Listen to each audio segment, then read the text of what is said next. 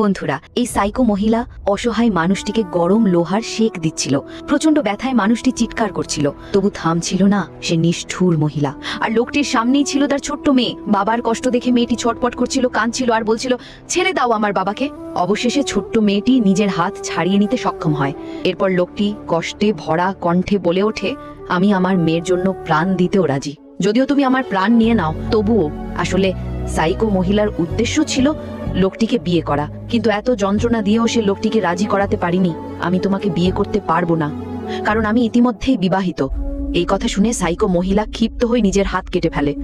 যন্ত্রণায় কাঁদতে লাগলো, তবু চিৎকার করে বলে উঠল, তোমার আমাকে বিয়ে করতেই হবে। এরপর সে বিয়ে করা বরের পোশাক ছুরি দিয়ে কেটে ফেলে। এক লোক তাকে আগুনের লাঠি দেয়, আর সে আগুন দিয়ে মহিলা বরের পোশাক জ্বালিয়ে দেয়। এভাবেই সে তার ভালোবাসার মানুষকে মুক্তি দেয়, কারণ শেষ পর্যন্ত সে বুঝতে পেরেছিল জোর করে ভালোবাসা পাওয়া যায় না।